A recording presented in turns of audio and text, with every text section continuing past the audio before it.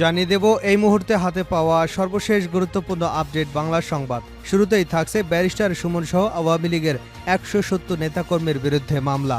হবিগঞ্জের চুনারঘাটে ছাত্র জনতার আন্দোলনে হামলার ঘটনায় সাবেক সংসদ সদস্য ব্যারিস্টার সৈয়দ সাইদুল হক সুমন সহ আওয়ামী লীগ এবং এর অঙ্গ ও সহযোগী সংগঠনের 170 জন নেতাকর্মীর বিরুদ্ধে মামলা হয়েছে। এবারে জানাবো লেফটেন্যান্ট জেনারেল মুজিবুর বরখাস্ত, সাইফুল বাধ্যতামূলক অবসরে। মঙ্গলবার প্রতিরক্ষা মন্ত্রণালয় থেকে দুই কর্মকর্তার ব্যাপারে পৃথক দুটি আদেশ জারি করা হয়। জানাবো ভারতে পালানোর সময় সাবেক এমপি ফজলে করিম চৌধুরী আটক। চট্টগ্রাম রাউজানের সাবেক সংসদ সদস্য ফজলে করিম চৌধুরীকে আটক করেছে বিজেপি। তিনি ব্রাহ্মণবাড়িয়ার আখাউড়া সীমান্ত দিয়ে অবৈধভাবে ভারতে পালিয়ে যাচ্ছিলেন। বৃহস্পতিবার বিজেপির সদর দপ্তরের জনসংযোগ কর্মকর্তা মোহাম্মদ শরীফুল আলম আটকের বিষয়টি নিশ্চিত করেছেন। এদিকে পুলিশের সংস্কার সহ 12 দফা দাবি গণ অধিকার পরিষদের। স্বরাষ্ট্র উপদেষ্টা লেফটেন্যান্ট জেনারেল মোহাম্মদ জাহাঙ্গীর আলম চৌধুরীর সঙ্গে বৈঠক করেছে গণ অধিকার পরিষদ। গণ অধিকার পরিষদের সভাপতি নুরুল হক নূর, সাধারণ সম্পাদক রাশিদ খান সহ 11 সদস্যের একটি প্রতিনিধি দল বুধবার বিকেলে সচিবালয়ে ওই বৈঠকে অংশগ্রহণ করে। এ সময় আইনশৃঙ্খলা পরিস্থিতি নিয়ন্ত্রণে আনা সহ চলমান পরিস্থিতিতে গণ অধিকার পরিষদের 12 দফা প্রস্তাবনা তুলে ধরা হয়। জানিয়ে দেব মারা গেলেন পেরুর সাবেক প্রেসিডেন্ট ফুজিমোরি।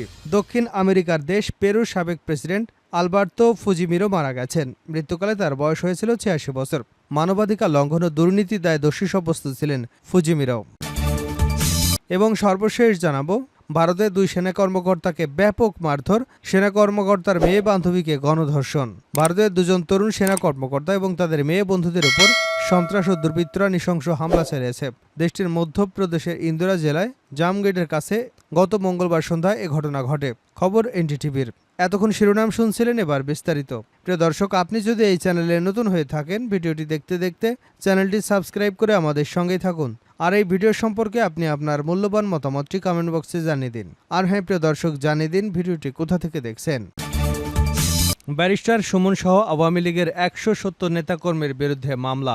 হবিগঞ্জের চুনারঘাটে ছাত্র জনতার আন্দোলনে হামলার ঘটনায় সাবেক সংসদ সদস্য ব্যারিস্টার সৈয়দ সাইদুল হক সুমন সহ আওয়ামী লীগ ও এর বিভিন্ন অঙ্গ ও সহযোগী সংগঠনের 170 জন নেতাকর্মীর বিরুদ্ধে মামলা হয়েছে।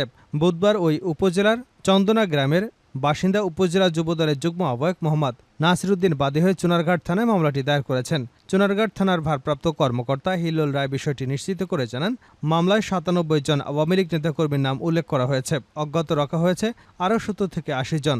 তবে এ মামলায় কাউকে গ্রেপ্তার করা হয়নি। পুলিশ জানায়, গত 16 জুলাই বৈষম্যবিরোধী ছাত্র আন্দোলনের ব্যানারে শায়েস্তাগঞ্জ নতুন ব্রিজ গোল চত্বরে ছাত্র জনতার ঢল নামে। তৎকালীন সংসদ সদস্য ব্যারিস্টার সৈয়দ সাইদুল হক সুমনের নির্দেশে বিকাল 4:30টার দিকে আসামিরা ছাত্র জনতার উপর হামলা চালায়। এ সময় তারা ইটপাটকেল ছোড়ে এবং দেশীয় অস্ত্র দিয়ে হামলা করে। এতে বৈষম্যবিরোধী ছাত্র আন্দোলনের নেতাসহ নানা শ্রেণী পেশার অসংখ্য মানুষ রক্তাক্ত হয়ে আহত হন। লেফটেন্যান্ট জেনারেল মুজিবুর বরখাস্ত, সাইফুল বাধ্যতামূলক অবসরে। সেনাবাহিনীর দুই পদস্থ কর্মকর্তাকে বরখাস্ত এবং অকালীন অবসরে পাঠানো হয়েছে। গত মঙ্গলবার প্রতিরক্ষা মন্ত্রণালয় থেকে দুই কর্মকর্তার ব্যাপারে পৃথক দুটি আদেশ জারি করা হয়। আর্মি ট্রেনিং অ্যান্ড ডক্ট্রিন কমান্ডের GOC lieutenant general Mohammad Mujibur রহমানকে চাকরি থেকে বরখাস্ত এবং লেফটেন্যান্ট জেনারেল মোহাম্মদ সাইফুল আলমকে বাধ্যতামূলক অবসর দেওয়া হয়েছে। আন্তঃবাহিনী জনসংযোগ পরিদপ্তর থেকে গণমাধ্যমে বিষয়টি নিশ্চিত করা হয়েছে। লেফটেন্যান্ট জেনারেল মুজিবুর রহমান আগে সেনা দপ্তরের কোয়ার্টার মাস্টার জেনারেল হিসেবে দায়িত্ব পালন করেন। তিনি বিজিবি ও র্যাবের অতিরিক্ত মহাপরিচালক ছিলেন। হুলি আর্টিজনে হামলার সময় অপারেশন থান্ডারবোল্ট পরিচালনা করে তিনি আলোচনায় আসেন। পরে তিনি এসএসএফের মহাপরিচালক হন। গত 5 আগস্ট দেশে ছাত্র জনতার অভ্যুত্থানের পর লেফটেন্যান্ট জেনারেল সাইফুল আলমকে পররাষ্ট্র মন্ত্রণালয়ে ন্যস্ত করা হয়। এর আগে তিনি ন্যাশনাল ডিফেন্স কলেজের কমান্ড্যান্ট ছিলেন। এছাড়া তিনি সেনাবাহিনীর কোয়ার্টার মাস্টার, প্রতিরক্ষা গোয়েন্দা পরিদপ্তরের মহাপরিচালক এবং 11 পদাতিক ডিভিশনের জিওসি হিসেবে দায়িত্ব পালন করেন। এর আগে গত 3রা সেপ্টেম্বর সাইফুল আলম এবং তার স্ত্রী লুবনা আফরোজের ব্যাংক হিসাব স্থগিত করার নির্দেশনা দেওয়া হয়। একই সঙ্গে তাদের সন্তান ও মালিকানাধীন প্রতিষ্ঠানের ব্যাংক হিসাবও স্থগিত রাখার আদেশ দেওয়া হয়েছে। কেন্দ্রীয় ব্যাংকের আর্থিক গোয়েন্দা বিভাগ, Bangladesh financial intelligence unit bank হিসাব স্থগিতের নির্দেশনা দেশের বিভিন্ন আর্থিক প্রতিষ্ঠানের কাছে পাঠিয়েছে। ব্যাংক হিসেবে লেনদেন স্থগিতের পাশাপাশি তাদের সব ব্যাংক হিসাবে সংশ্লিষ্ট তথ্য বা দলিল, যেমন হিসাব খোলার ফর্ম, কেওয়াইসি, লেনদেন বিবরণী বিএফআইইউর কাছে পাঠাতে বলা হয়েছে। ভারতে পালানোর সময় সাবেক এমপি ফজলে করিম চৌধুরী আটক। চট্টগ্রামের রাউজানের সাবেক সংসদ সদস্য ফজলে করিম চৌধুরীকে আটক করেছে বিজিবি। তিনি ব্রাহ্মণবাড়িয়ার আখাউড়া সীমান্ত দিয়ে অবৈধভাবে ভারতে পালিয়ে যাচ্ছিলেন। বৃহস্পতিবার বিজিবির সদর দপ্তরের জনসংযোগ কর্মকর্তা মোহাম্মদ শরীফুল আলম আটকের তথ্য নিশ্চিত করেছেন। তিনি বলেন, ব্রাহ্মণবাড়িয়ার আখাউড়া সীমান্ত দিয়ে অবৈধভাবে ভারতে যাওয়ার সময় চট্টগ্রামের রাউজানের সাবেক এমপি ফজলে করিম চৌধুরীকে আটক করেছে বিজিবি। বিজিবির জনসংযোগ কর্মকর্তা আরও জানান, সাবেক সংসদ সদস্য ফজলে করিম চৌধুরী সহ ৩ জনকে আটক করা হয়েছে। আটক অপর ব্যক্তিরা হলেন আখাউড়ার নূরপুর এলাকার সাবেক ইউপি সদস্য মোহাম্মদ হান্নান মোল্লা এবং আখাউড়া স্থানীয় বাসিন্দা ও মানব পাচারকারী চক্রের সদস্য মোহাম্মদ নাইম চৌধুরী। আটক ব্যক্তিদের আখাউড়া থানায় হস্তান্তরের কার্যক্রম প্রক্রিয়াধীন রয়েছে। জানা গেছে, শেখ হাসিনা সরকারের পতনের পর থেকে আত্মগোপনে ছিলেন তিনি। ইতিমধ্যে তার বিরুদ্ধে চট্টগ্রাম ও রাউজানে একাধিক মামলা দায়ের করা হয়েছে।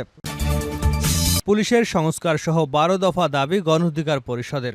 স্বরাষ্ট্র উপদেষ্টা লেফটেন্যান্ট জেনারেল অবসরপ্রাপ্ত মোহাম্মদ জাহাঙ্গীর আলম চৌধুরীর সঙ্গে বৈঠক করেছেন গণ অধিকার পরিষদ।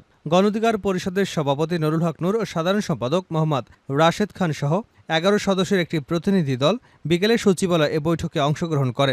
এ সময় আইনশৃঙ্খলা পরিস্থিতি নিয়ন্ত্রণে এবং বর্তমান চলমান পরিস্থিতিতে গণ অধিকার পরিষদের ১২ দফা প্রস্তাবনা তুলে ধরা হয়। গণ অধিকার পরিষদের প্রস্তাবনাগুলো হলো: ১ নম্বরে, পুলিশকে রাজনৈতিকভাবে ব্যবহারের পথ বন্ধ করে নিরপেক্ষ কাজের পরিবেশ তৈরি করা এবং নিয়োগ, পদোন্নতি সহ তদারকিতে স্বতন্ত্র পুলিশ কমিশন গঠন করা। ২.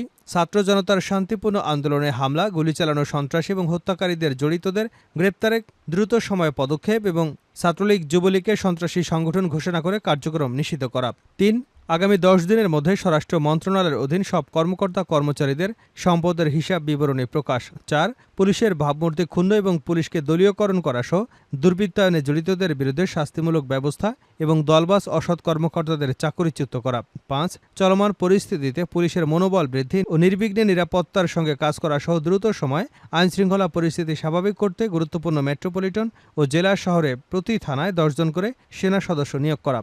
স্থানীয় প্রশাসন এবং নাগরিকদের মধ্যে সেতুবন্ধন তৈরিতে কমিউনিটি পুলিশিংয়ে সক্রিয় করার পাশাপাশি সমাজের বিভিন্ন শ্রেণী পেশার মানুষের সঙ্গে মত বিনিময়মূলক প্রোগ্রাম গ্রহণ। ৬. পাসপোর্ট, ইমিগ্রেশন সহ পুলিশের সর্বস্তরের ঘুষ দুর্নীতি মুক্ত করে দিয়ে জনবান্ধব পুলিশি ব্যবস্থা নিশ্চিত করা। পুলিশের ঝুঁকিপূর্ণ কাজের ভাতাসহ মাঠ পর্যায়ে টহল পুলিশের জন্য পর্যাপ্ত বাজেট প্রদান। থানা উপজেলা পর্যায়ে অন্য সরকারি কর্মকর্তাদের ন্যায় পুলিশকেও ক্যাডার অফিসার নিয়োগ পদায়ন। ৭. পুলিশের কোনো সদস্যদের বিরুদ্ধে অসদাচরণ, দুর্নীতি, অনিয়মের অভিযোগ উঠলে ১ মাসের মধ্যে তদন্ত কার্যক্রম সম্পন্ন করে ব্যবস্থা গ্রহণ। ৮. সারা দেশে মাদক, চাঁদাবাজি, নৈরাজ্য বন্ধে ছাত্র নাগরিকদের সম্পৃক্ত করে পুলিশ কর্তৃক কঠোর পদক্ষেপ গ্রহণ। ৯. কাজে যোগদান না করা এবং দায়িত্ব পালনে গাফিলতি করা পুলিশ সদস্যদের চাকরিচ্যুত করা, প্রয়োজনে দ্রুত সময় নতুন নিয়োগ। ১০. বিট পুলিশিং, কমিউনিটি পুলিশিং সিস্টেমকে আরও কার্যকর করা। ১১. চাকরি নয় সেবা, এই মূলনীতির আলোকে বাংলাদেশ পুলিশকে নতুন করে ঢেলে সাজানো। এবং সর্বশেষ ১২. পুলিশিং সিস্টেমকে উন্নত বিশ্বের সঙ্গে সামঞ্জস্য রেখে একটি সুশৃঙ্খল, জনবান্ধব ও দক্ষ বাহিনীতে পরিণত করা। বৈঠকে আরও অংশগ্রহণ করেন উচ্চতর পরিষদের সদস্য আবু হানিফ সহ আরও বেশ কয়েকজন নেতা। শেষ করছে আন্তর্জাতিক সংবাদে। ভারতে ২ সেনা কর্মকর্তাকে ব্যাপক মারধর, মেয়ে বন্ধুকে গণধর্ষণ। ভারতের ২ জন তরুণ সেনা কর্মকর্তা এবং তাদের মেয়ে বন্ধুদের উপর সশস্ত্র দুর্বৃত্তরা নৃশংস হামলা চালিয়েছে। দেশটির মধ্যপ্রদেশের ইন্দোর জেলায় জ্যামগেটের কাছে গত মঙ্গলবার সন্ধ্যায় ঘটনা ঘটে। খবর এনডিটিভির। প্রতিবেদনে বলা হয়েছে, হামলাকারীরা লুটপাটের উদ্দেশ্যে এসেছিল বলে প্রাথমিকভাবে মনে করা হচ্ছে। তবে তারা ২ সেনা কর্মকর্তাকে ব্যাপক নির্যাতন করেছে এবং তাদের একজন মেয়ে বন্ধুকে গণধর্ষণ করেছে। ইতিমধ্যে পুলিশ ২ জন অভিযুক্তকে গ্রেপ্তার করেছে। এদের মধ্যে একজনের পূর্বে অপরাধমূলক কর্মকাণ্ডের রেকর্ড পাওয়া গেছে। এনডিটিভি বলছে, ময়ূ আর্মি বলেছে, ২ জন সেনা কর্মকর্তার প্রশিক্ষণ চলছে। ঘটনার দিন বিকালবেলা তারা ছোট জ্যামার ফায়ারিং রেঞ্জের কাছে মেয়ে বন্ধুদের সঙ্গে বেরিয়েছিলেন। এরপর আকস্মিকভাবে পিস্তল, ছুরি এবং লাঠি সোঁটা নিয়ে ৮ জন তাদের ঘিরে ফেলে। তারা ২ সেনা কর্মকর্তা ও মেয়েদের মারধর করে। প্রতিবেদনে আরও বলা হয়, হামলাকারীরা একজন কর্মকর্তা ও একজন নারীকে জিম্মি করে এবং আরেক কর্মকর্তা ও নারীকে ১০ লাখ রুপি মুক্তিপণ আনার জন্য পাঠায়। এরপর ওই সেনা কর্মকর্তারা দ্রুত তার ইউনিটে ফিরে এবং এ বিষয়ে তাদের কমান্ডিং অফিসারকে জানান। কমান্ডিং অফিসাররা দ্রুত পুলিশকে খবর দেয়। এরপর পুলিশ সেনাবাহিনীকে সঙ্গে নিয়ে দ্রুত ঘটনাস্থলে যায়। তবে গাড়ি আসতে দেখে হামলাকারীরা সেখান থেকে পালিয়ে যায়। এরপর হামলার শিকার ৪ জনকেই মাও সিভিল হাসপাতালে নিয়ে যাওয়া হয়। চিকিৎসকদের পক্ষ থেকে বলা হয়েছে, ২ জন সেনা কর্মকর্তাই আহত হয়েছেন। পিটিআই বলছে, পরীক্ষায় প্রমাণিত হয়েছে একজন নারী ধর্ষণের শিকার হয়েছেন। লুট, ডাকাতি ও ধর্ষণ সম্পর্কিত ধারা এবং সশস্ত্র আইনের অধীনে একটি মামলা নথিভুক্ত করা হয়েছে বলেও জানিয়েছে ইন্দোর রুরাল এসপি ঋতিক ভাসাল। একই সঙ্গে এই অপরাধে জড়িত সকলকে ধরতে অভিযান শুরু করা হয়েছে।